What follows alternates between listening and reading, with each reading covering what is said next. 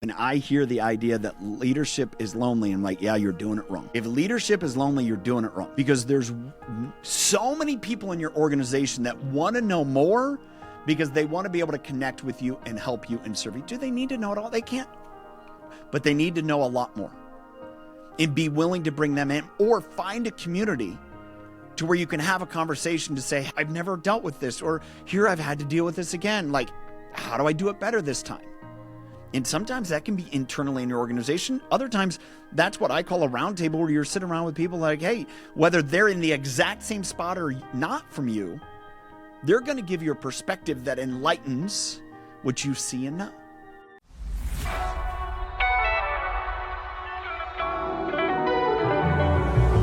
You're now listening to a new episode of Gratitude Through Hard Times. Gratitude instills humility.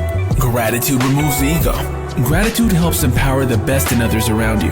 Our goal is to guide individuals and companies to practice gratitude so you can live a longer, happier, and more successful life. Get ahead of life with connection and purpose. This is Gratitude Through Hard Times with Schembra. Well, good afternoon, ladies and gentlemen, and welcome back to another episode of Gratitude Through Hard Times. It's your host, Schembra, and I'm recording this on a beautiful day in New York City on Thursday, June 11th, the day after the Knicks took Game 4 in the NBA Finals. What up? If I sound a little tired, it's because I'm exhausted because the city was partying all night and there were fire trucks in front of my building until 3 a.m. But nonetheless, I am bringing the goods because you have tuned in to a very special episode. To all the loyal listeners on the podcast, it's good to see you, friend. You know, some of my favorite moments throughout the week are when you email in your thoughts, your comments, your questions of today's episode guest. Your support over the last 8 years is what's given us the confidence and permission to do our work. It's good to see you, friend. To all the new listeners out there, I don't know who you are, but it's nice to meet you. I don't know how you stumbled upon our humble little corner of the internet. But you stumbled upon a podcast, our commitment to bringing on some pretty great leaders to share the stories, human stories of how they got to where they are today and the impact they want to have in the world tomorrow.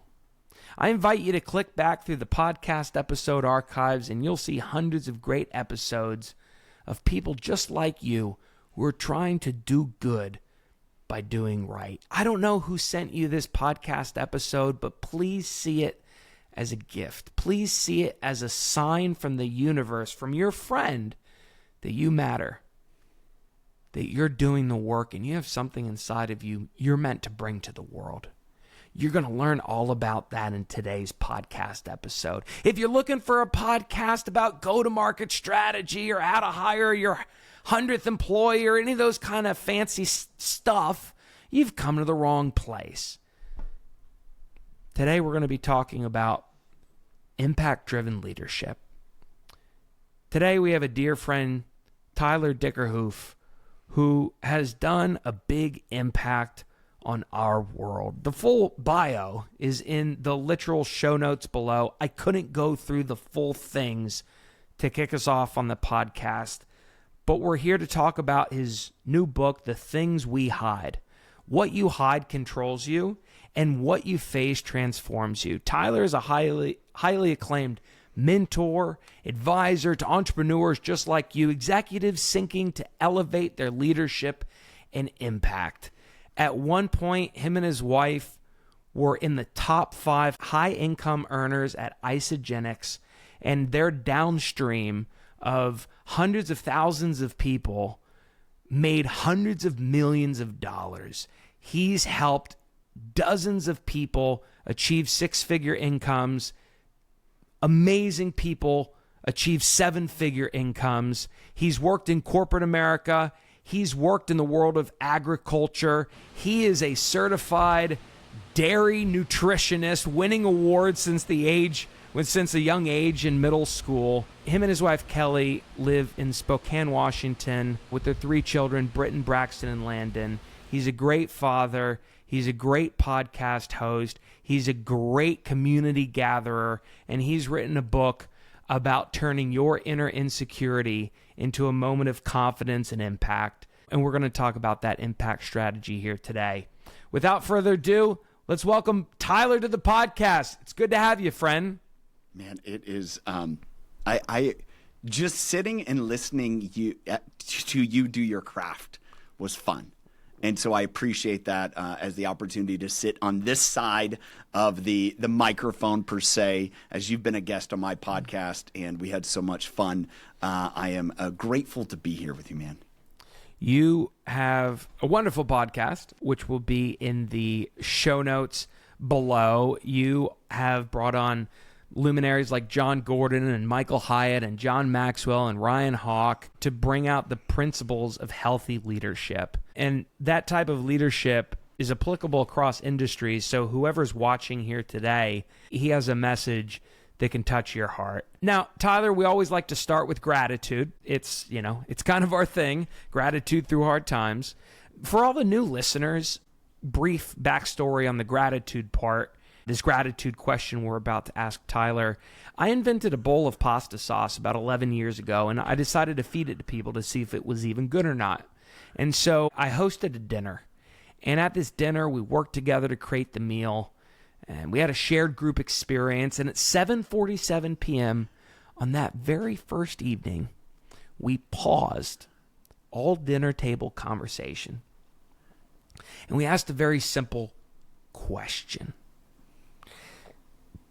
We've been asking that gratitude question every single day ever since. And so to kick us off here on the podcast, as we kick off every podcast, Tyler, I'd like to ask you our gratitude question, which you've heard before. And so I challenge you to get creative with it. If you could give credit or thanks to one person in your life that you don't give enough credit or thanks to, or that you've never thought to thank, who would that be? As thoughts swirl, whether it's, a couple days after the official release of my book and the premise of why I wrote it and who, what quickly strikes me, and this will make more sense later, is my brother. And I say grateful because, it's the reason why I wrote the book. It's something I had to go through, but grateful that his life continues to be meaningful. And, as I was thinking about that and like, all right, who is it that I'm not? I got a message yesterday from someone. It's like, wow, the stories that you told in the book, I've never had anybody tell that. And it's like, I can relate and it connects and it makes me think about things that I've never thought about. Well, none of that would be possible if not trying to honor my brother. So there you go. Your little brother, Joel, his story is the anchor story of your new book, The Things We Hide.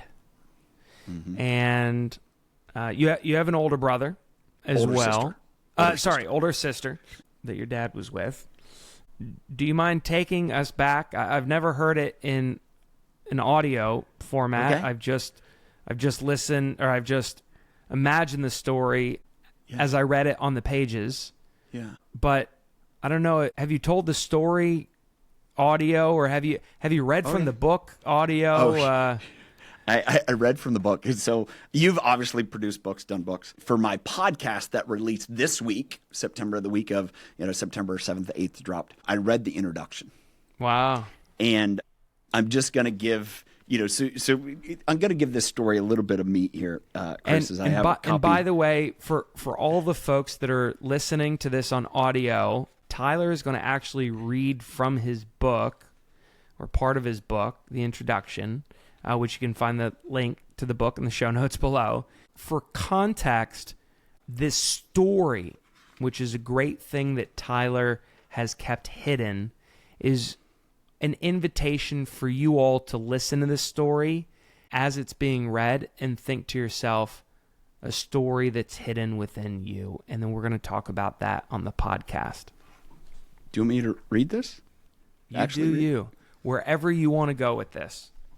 I can. This would be fun. I met the sheriff deputy's eyes. Done answering his questions, he sat on the hood of his car. I stood a few feet away. For 10 long minutes, he had asked me question after question, and my response was the same. It was an accident. When he asked again, I told him what I thought. With all the power, intensity, and dominance I could muster from my 5'7" frame, bulked up to a measly 130 pounds, I forcefully and directly stated, I'm done answering your questions. I pointed to my left and said, I'm going to go into that barn to milk those cows right now. They won't milk themselves. If you want to come with me, fine.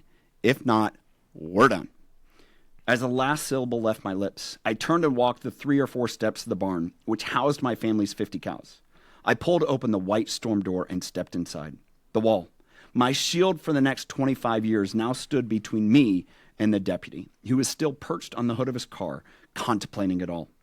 The accident occurred on a typical summer day on our family farm. It was early June, and the grass that grew in the fields was ready to be harvested into hay. This crop would be used for the remainder of the year to feed a portion of a herd of cows. One of my chores was to prepare all the equipment we would use to harvest and transport the hay. On this day, I was working on the wagons that would haul the hay bales, greasing pivot points and checking wheel bearings and properly inflating the tires for our 2 wagons. I needed the wagons inside the shop to do the maintenance.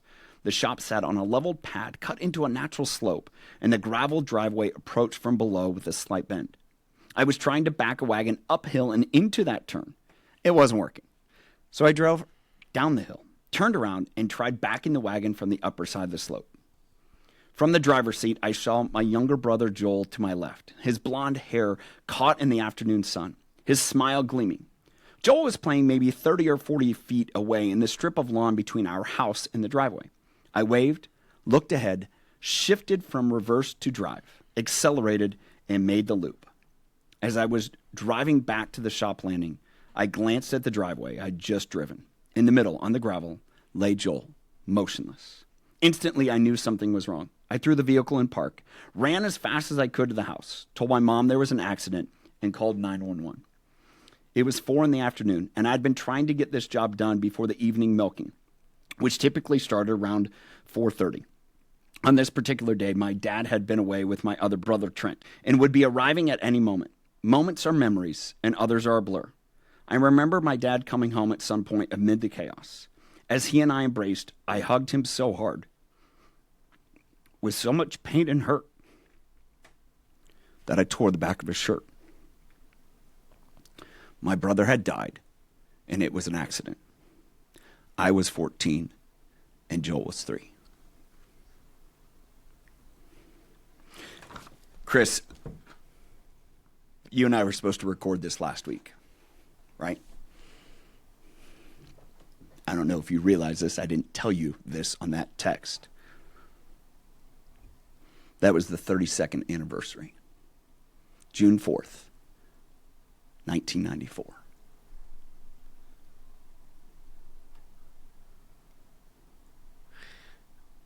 What meaning do you put to the fact that we didn't record on that date? None. June 4th, 1994. How does it feel to have read that? I've probably done that 7 or 8 times now, as I've, maybe even more between the writing and recording it a couple times. I had to do for my audio version, I had to do a sample. All right?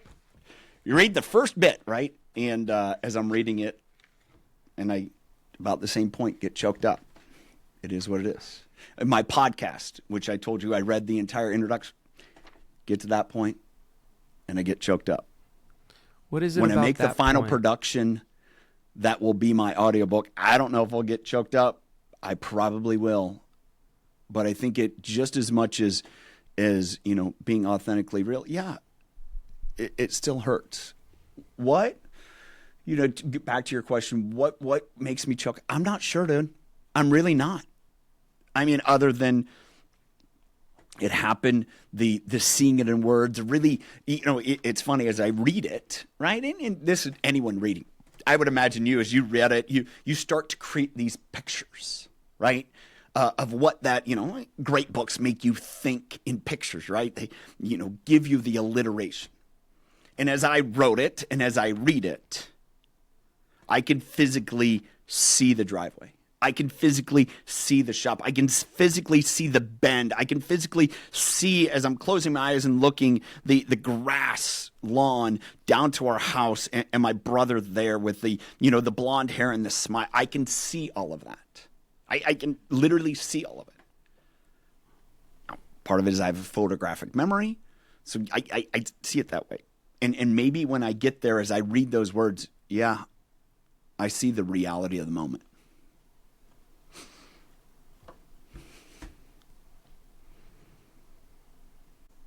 On page 13 in your book. Am I going along? Are we playing like hide and seek? It's kind of fun. I like this, Chris. Page 13. Okay. You talk about your biggest insecurity is not having value. Yeah. What do you think? I don't know how religious you are. I am. I'm a person of faith. Yeah. Christian. Well,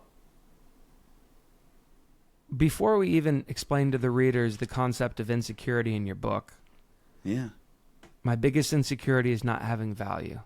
You've just given gratitude to Joel. You've opened your book with Joel. Yeah. He has value. Yeah. From a insecurity standpoint, where do you think he is right now in heaven with that within him?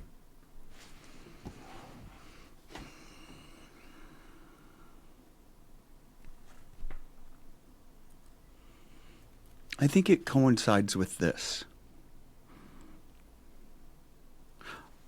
It's kind of when Chris say, when someone says something to you, it's like, man, Chris, you're so good at, bringing people together and getting them to just be there in the moment and let everything go and enjoy the community, the space, right? The connection, that's what you're so good at. And if someone were to say, Chris, how do you do it? I would imagine, like, maybe but it's just, I just do it. That's just what I do. That's just who I am. It's like the superpower is so hard to quantify because, like, it's just what I do.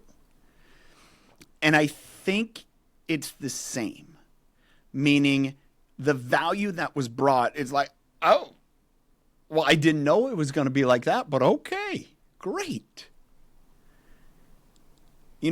My challenge, and I think as I, wrestle with that every day, all the time, right, is, do I have value? Where we get in trouble is when we start to depict other people's interpretation of value as our own.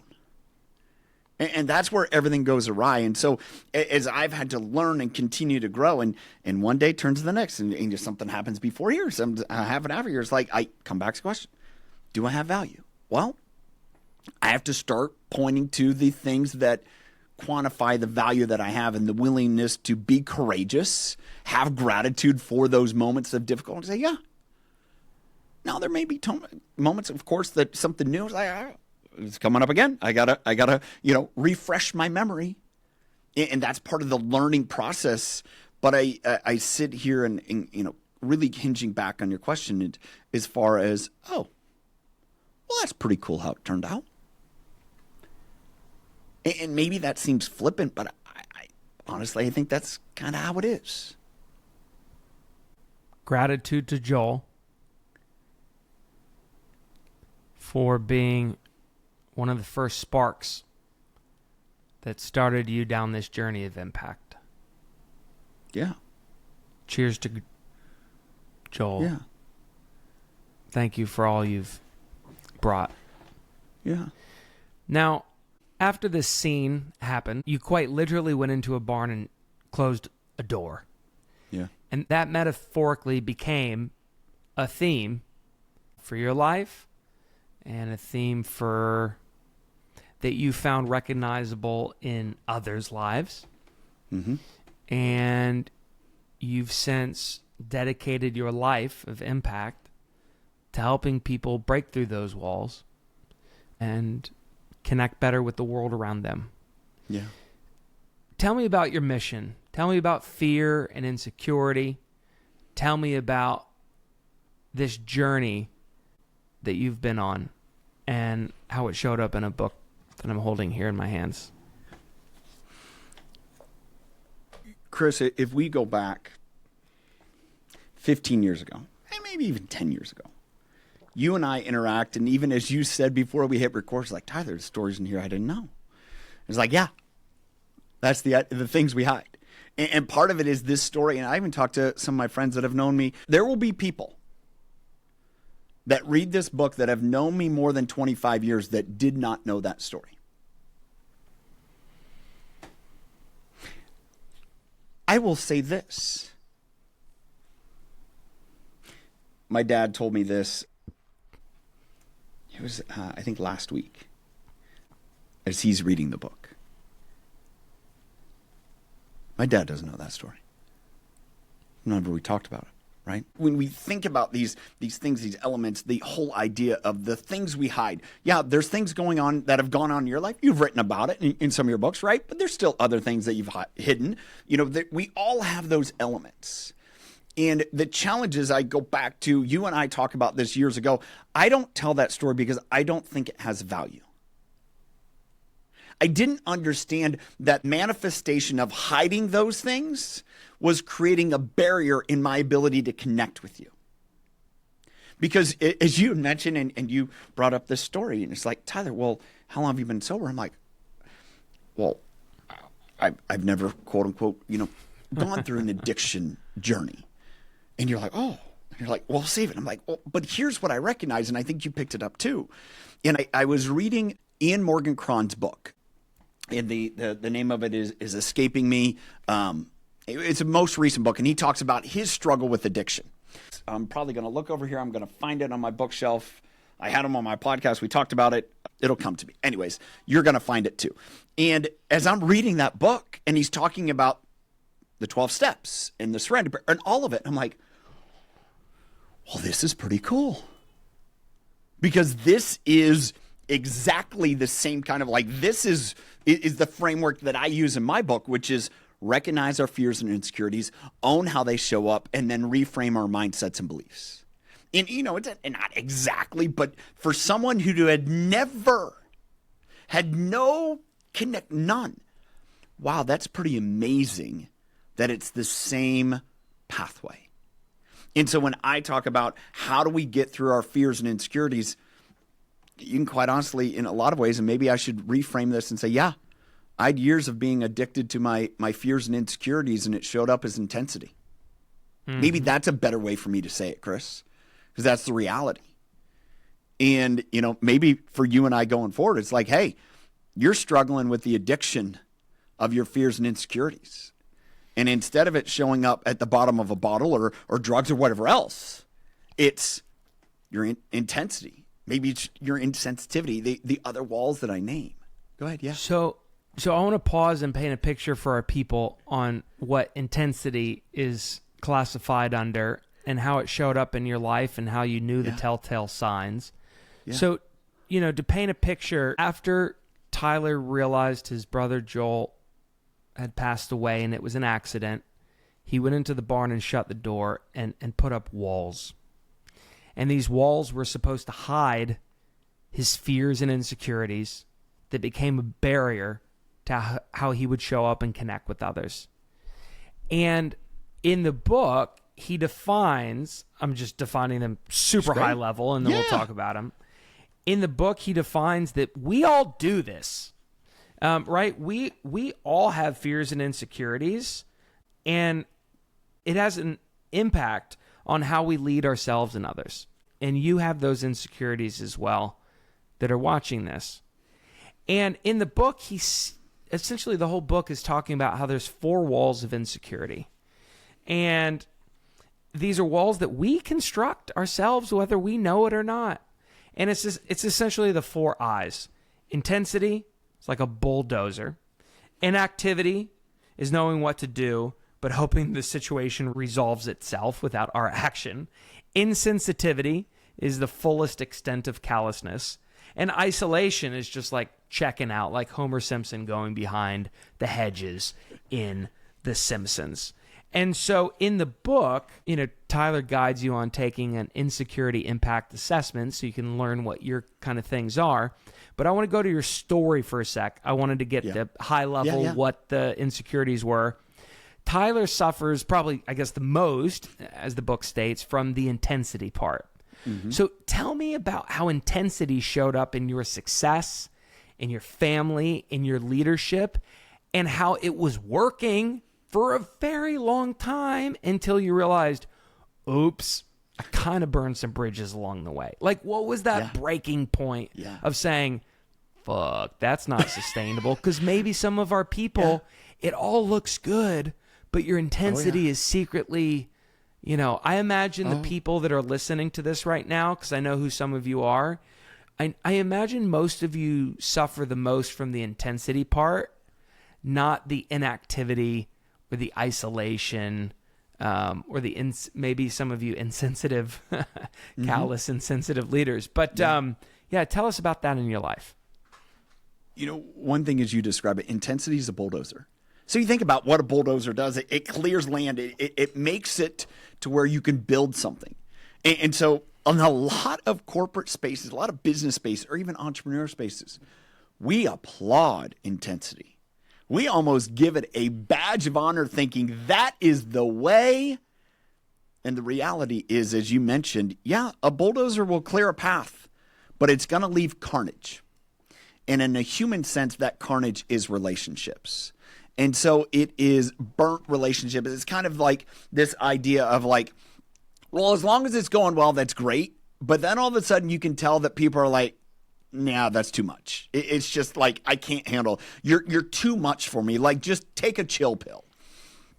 And many, many times in my life, I would see that. I remember I went home from college and met up with a bunch of friends on Thanksgiving, in the bar, like kind of a typical thing. And, at that point, it's been 6-7 years after my brother died, a couple years after I'd seen people, and they're like, dude, you're just so intense. Okay, that's just who I am. And I didn't realize that intensity was like what it made me hard to like have a real empathetic, caring relationship with them, because I was just on to the next thing. Like, what next wall am I going to, bust through to prove that I have value?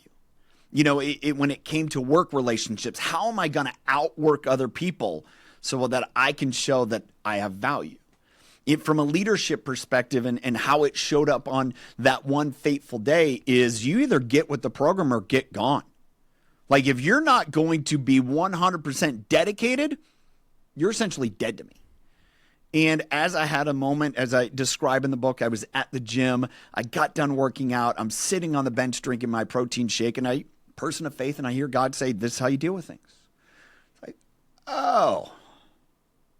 And see why that resonated so much is my wife and I owned a gym at that point, and we had an employee that called in late, called in sick, and then I go to do the cleanup at the gym for him because it was what he's supposed to do, and he's there working out with his buddies.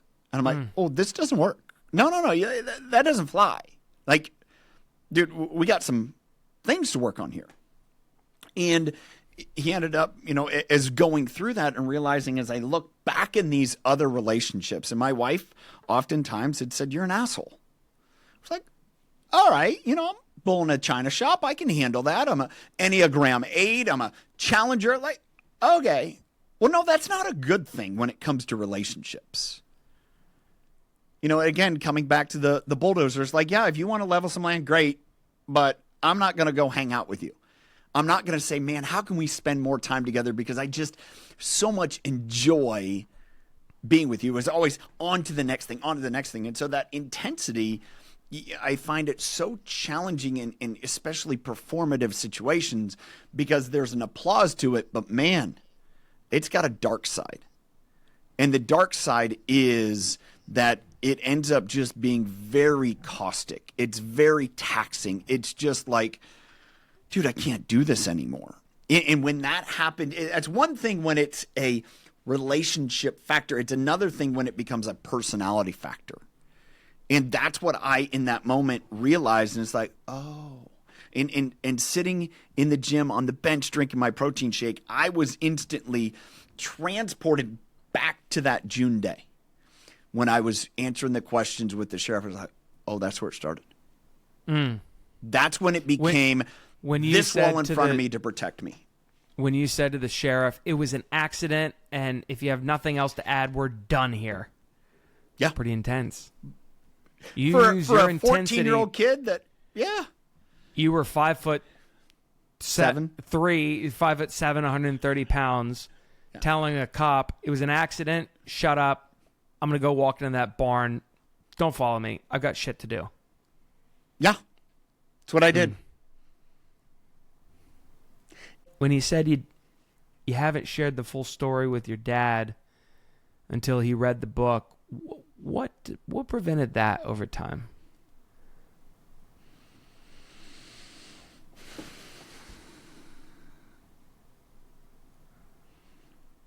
Obviously, my dad and I have a relationship. They live here in Spokane. I see him probably, 3 times a week. We talk to each other on the phone, once or twice, whatever it may be.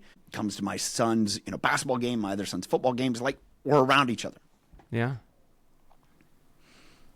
I guess I've never felt like there was a reason to address it. It's probably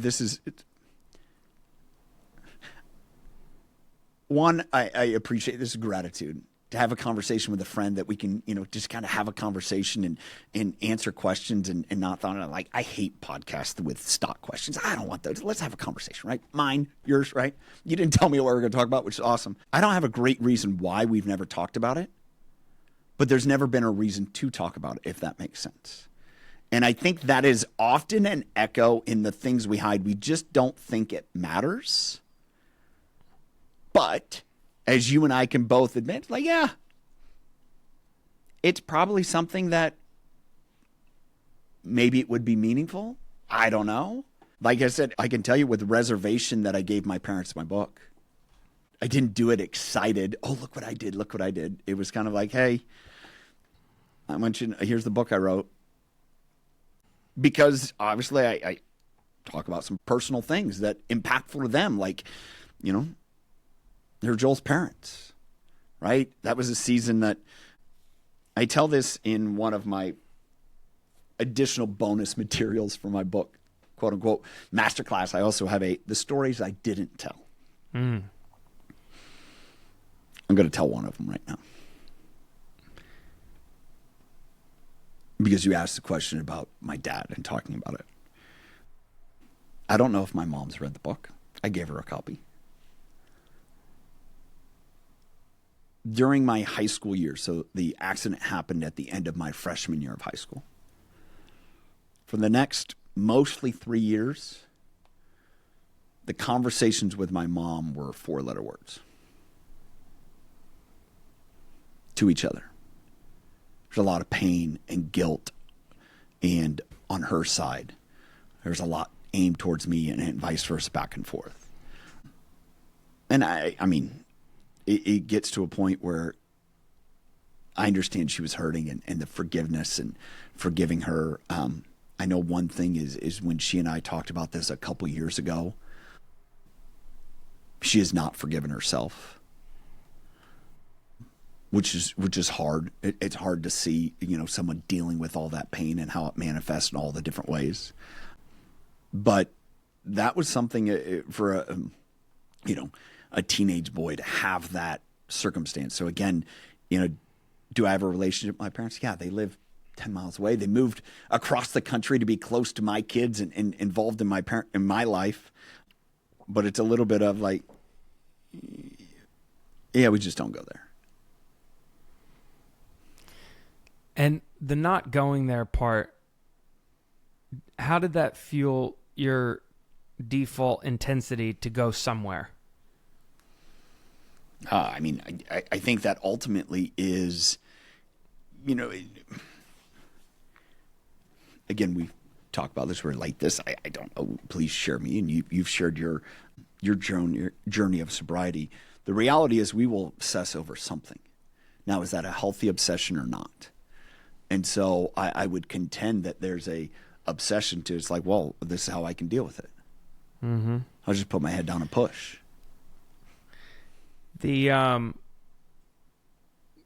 First of all, thank you for going there. Yeah. For the last few minutes. I think it's really important that we go to like the root of why certain things show up for us now. Your lifetime of impact, your intensity, is masking this fear and insecurity, and it served as a barrier for how you connect with yourself and others. And so this entire book is in service of you having gotten through that and you teaching it to many, many, many other people. Mm-hmm. Before we hopped on the podcast, we were talking about, I think, one other of the four walls of insecurity that I think is worth mentioning for a few minutes. And I actually do think it's the isolation version. 51% of the American workforce reports feeling lonely on a consistent basis. For you entrepreneurs and CEOs, loneliness is even higher amongst people at your level. The higher up you climb, the lonelier it gets. And I think what Tyler and I were talking about earlier is the tools that we now have at our disposal to isolate ourselves more than ever before due to fear and insecurity. And one of those things is Claude. And I know it's just a joke. I don't want to go into like an AI conversation, but like, hey, it's timely. Tell us about the difference between using a tool for isolation versus using a tool as a tool for connection, and how maybe there's a whole nation filled with dreamers and doers and intense people who are accidentally isolating themselves behind a wall of fear and insecurity. I actually shared a reel on this the other day, and it was kind of this idea of, are you going fast enough for AI? And it's the premise of it'll never be fast enough if that's what you're looking at. And to this point, if you're trying to embrace how can we get more done in the day, it's rather I would challenge and encourage, say, how can we get done what we need to get done so we can have more time with the people that are close and matter to us? How can I use Claude working in the background, Claude Coworker or code, in order that I can go to my son's basketball game and be totally unencumbered and sit down beside my dad and talk about the Knicks and, they're going to come back in this game.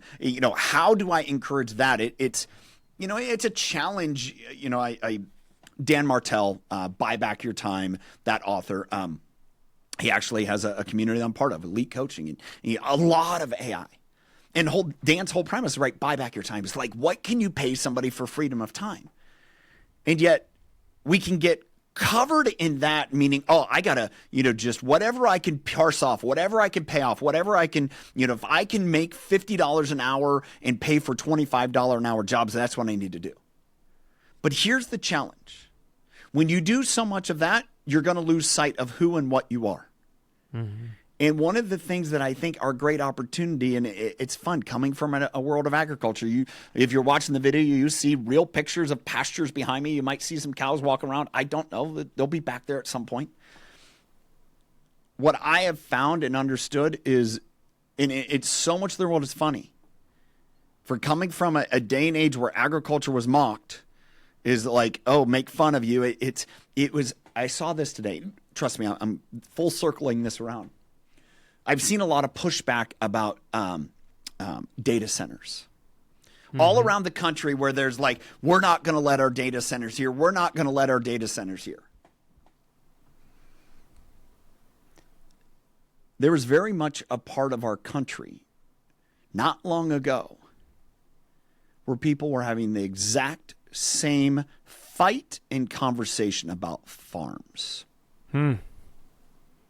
Communities fighting, don't let that farm come here. Entire societies banning farmers because they didn't want to smell it. I live in a community, and it's funny. I mean, they're 10-acre parcels. We're in rural eastern Washington.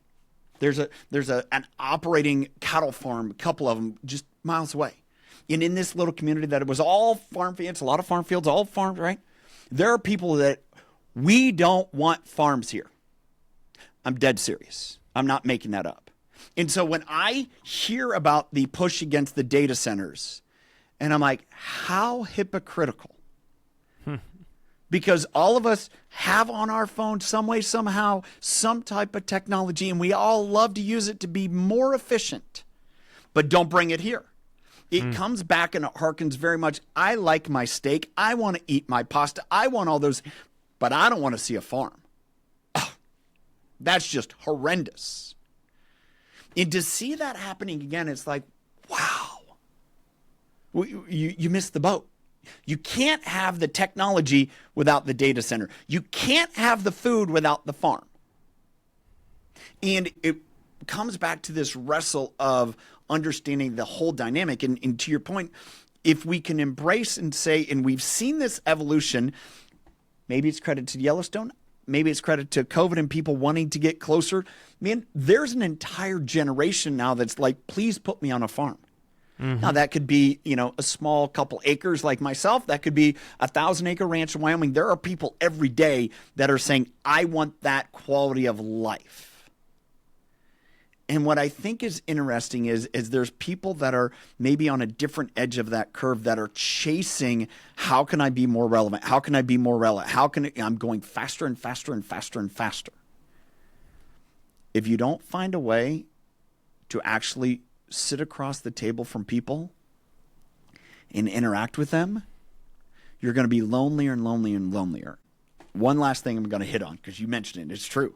I'd imagine there's someone listening right now, and you're listening and you're hearing. It's like, Tyler, I hear it, but man, it's hard. I know. Leading can be hard. I've been alone on an island. But what I learned is I marooned myself on that island. Because I thought I had to do it all and be it all. And that loneliness consumed me because I was unwilling to stop hiding. And when I hear the idea that leadership is lonely, I'm like, yeah, you're doing it wrong. If leadership is lonely, you're doing it wrong. Because there's so many people in your organization that want to know more because they want to be able to connect with you and help you and serve you. Do they need to know it all? They can't.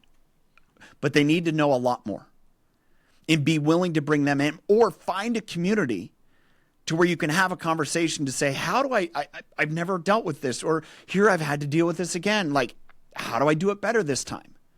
And sometimes that can be internally in your organization. Other times, that's what I call a round table, where you're sitting around with people like, hey, whether they're in the exact same spot or not from you, they're going to give you a perspective that enlightens what you see and know.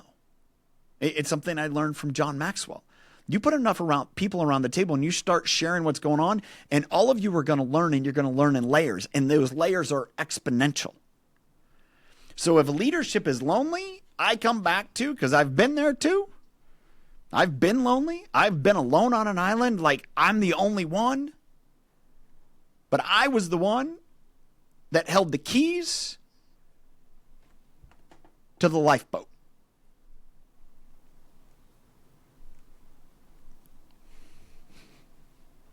I had it all locked up. There were people on the other shore that's like, yeah, we'll come help you. But I got that sucker all locked up.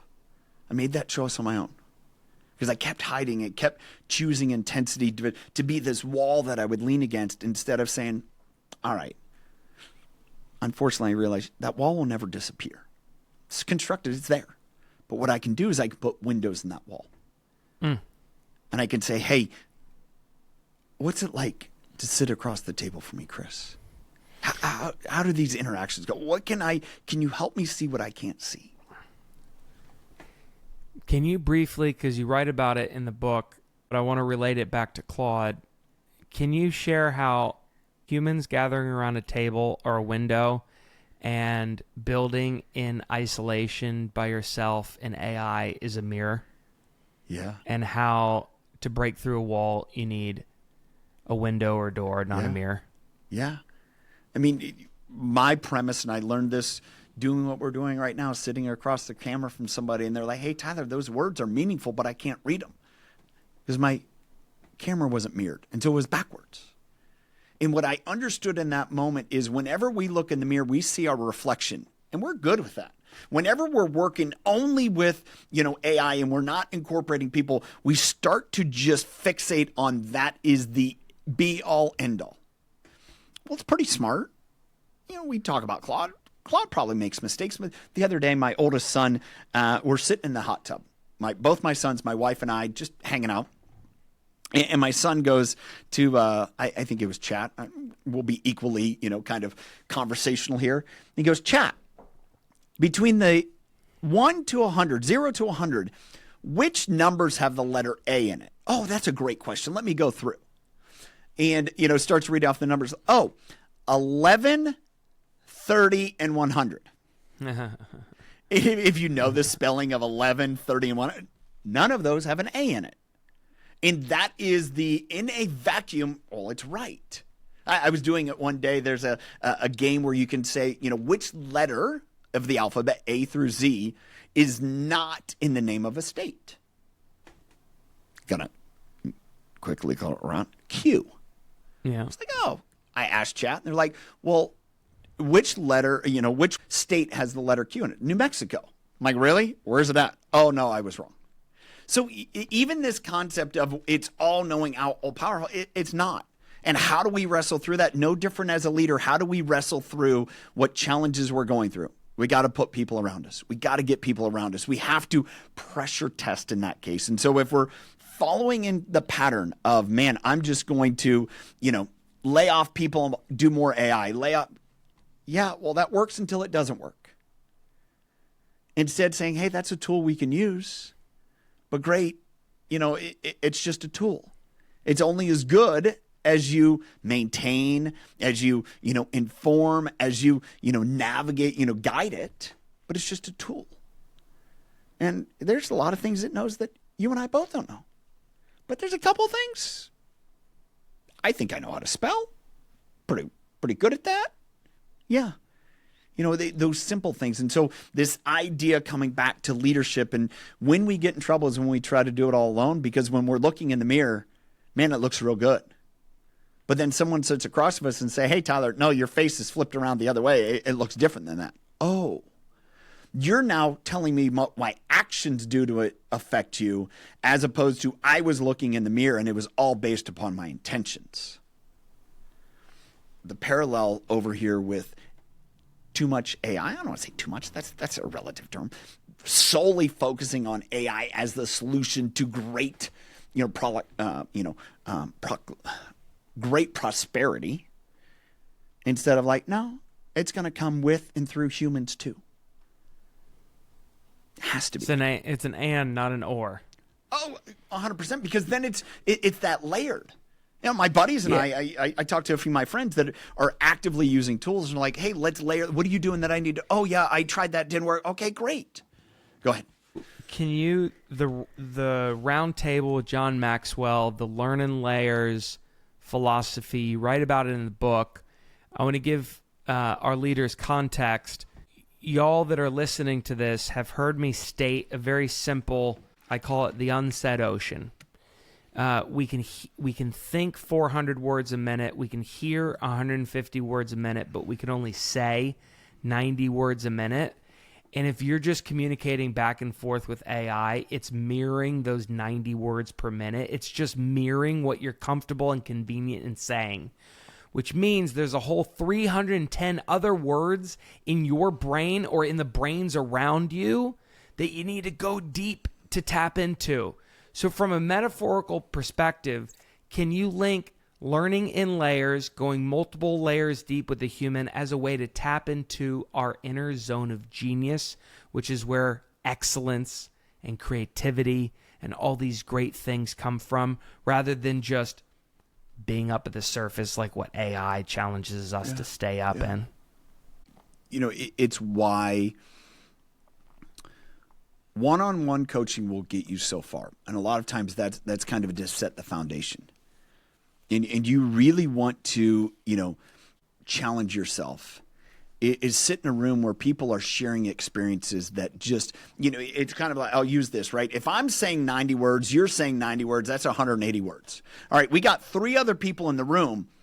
All of a sudden, our 90 words, because you have 3 other people that are all sitting there and they got 400 words, right? And so their 90 words are actually 6 steps ahead of what you and I are.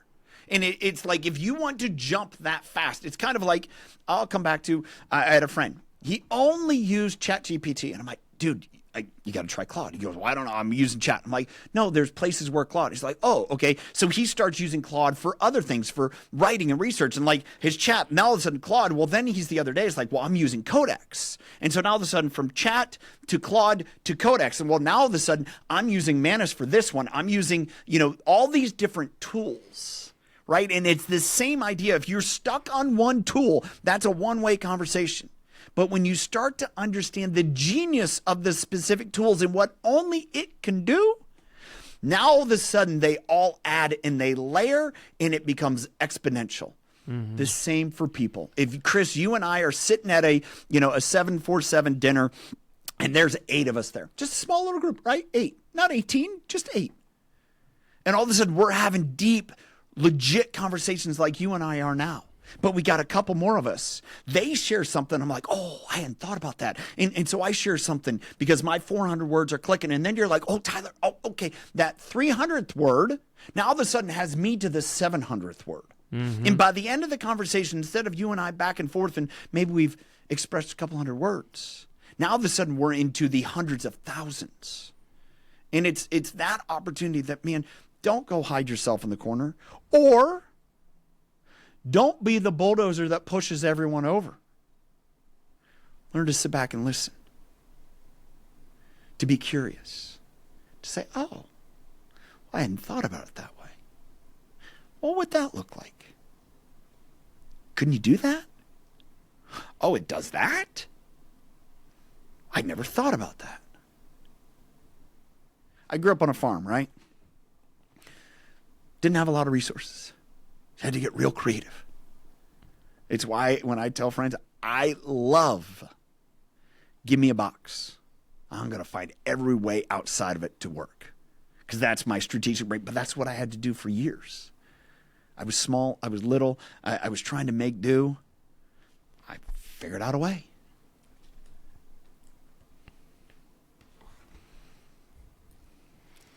You've come a long way since being a dairy nutritionist award winner in middle school, or what was it called?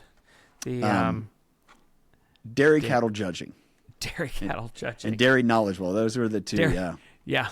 Yeah. Not many listeners are going to understand it. Maybe a few of them. I'm going to say there's I know there's one of you that, all right, I know what that is. You have written this whole book to really talk about the 4 walls of insecurity and how to realize the barriers that you're holding up and how to realize that you got to get through the barriers yourself, and then you can go help other people get through their barriers. And you really do a great job of having originated a lot of frameworks, a lot of models, and there's stories to back it up. I want to skip straight towards the end and talk about the takeaway of 5 little things that people can do tomorrow to awaken, grow, and lead better. Tell me about the 5 R's, just in closing, to say, do this, do this, do this, do this, and tomorrow will be better than yesterday. You want to hear something funny, Chris? Because I think this is funny. I wasn't even sure that was going to be a part of the book, which was funny because it is a great, takeaway. Yeah, it's awesome. The 5 R's, I call them the 5 R's of mindset. And I'm looking over here because I have memorized, but just to make sure I have them in order. And the first one that I do, it's on a sticky note right here. Sticky note on my computer. There's the 5 R's. It's right here, hanging on my computer. Has been for probably now 3 or 4 years since I came up with it. So the first one is routine. Have some type of routine in your life. And this was a lesson that I learned from John Maxwell, is you just don't fall into growth. Growth has to be intentional. You just don't fall into sobriety. It has to be intentional. What am I going to do today to make sure that I set myself up for tomorrow? So for me, every day, that is, I wake up, I drink some water, I go sit in the sauna, I go to the restroom, you got to do that stuff. I read for 15, 20 minutes. I'm very intentional about, I got to do that every day. If I do that every day, man, a year's time, you've read several books and you've learned a lot of things that, wow. The next is reset. Part of my routine is sitting in a sauna. That's a reset. I also work out every morning.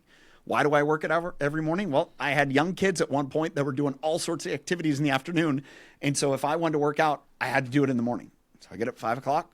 I get my workout done before the rest of my day. That's part of my reset. Being out here, working with cows, even when it's raining and snowing and whatever else, it's kind of a reset. I can be here talking to you, to someone who's a Fortune 500 executive. And you know what? At some point later today, I'm going to have cow shit on my shoes, and I'm okay with it. It's cool. The next one is remember or not. There's so many things that we go through in life that we need to quantify. Is that something I need to remember or just flush? There's things that are impactful. Yeah, don't do that one again. Or, dude, it was their bad day. It was just an anomaly.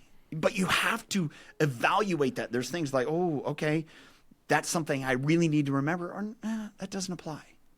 The next one is realistic. And straight nod to the Stockdale paradox. Dude, it isn't as you wish it was. It is what it is. So embrace it, understand it, accept it. It's okay. Whatever it is fine. It's when we expect it to be different and it's not that we get in trouble. It is what it is. And then the last one is an ode to a preteen boy. And this is where I believe the biggest thing comes to mindset. As I listed the 5 R's. You got to do it every day. Every single day. And like many preteen boys, if you know it, and they don't shower, they start to stink. The same with your mindset. If you're not going through, the routine and the reset and the remember not or the realistic every day, eventually you're going to start to stink. Your attitude, your mindset. I have this shirt. I need to do a reel or a video on it sometime. When I was in high school, I had this shirt. It said, "If you don't like my attitude, quit talking to me." I had that. I remember my dad got so mad with my attitude.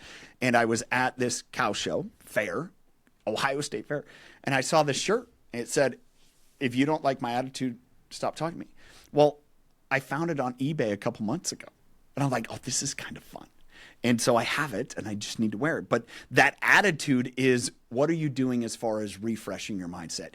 And you have to repeat it every day. You have to go through the process of taking the shower so you don't stink. So there you are. The first one is routine. Have a routine. The second one is find a reset. The third is remember or not.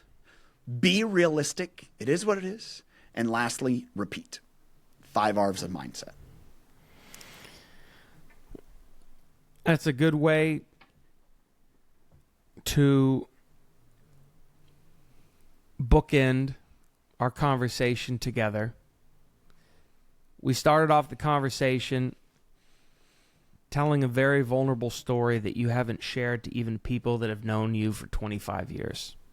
Mm. And to all you listeners listening, I hope you've thought about one story that's in your life that you've not told others. We then moved on to talking about how we put up walls that separate ourselves from knowing ourselves and create barriers to knowing others. To all of you listening, I hope you found yourself in one of the intensity or insensitive or the inaction or the isolation 4 walls of insecurity that we were talking about before and how they show up in your world. Know that Tyler's whole book literally then goes to give you playbooks on how to get through those, on how to remove those barriers, and how to even assess which one of those you have for yourself. But ultimately, at the end of the day, do 5 things today to make your life better tomorrow. Routine, reset, repeat, realistic, and the 5th one. But if you do those 5 things, you will know yourself better, you will grow as a person, and you will lead others into a life of significance. And I think that's all really what we want in this world.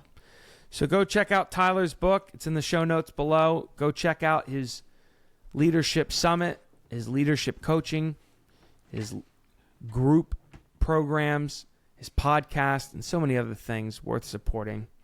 Tyler, as the final question, if Joel was on this call with us here today, what would you say to him?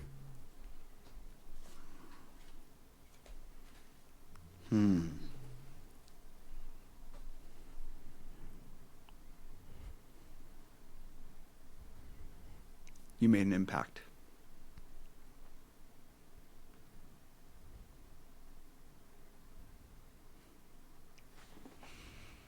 You made an impact. Too often we think impact is monumental. It's longevity.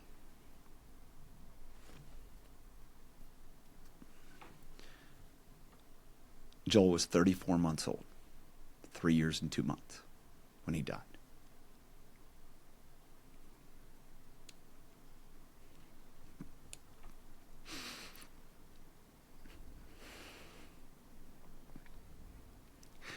His life made an impact.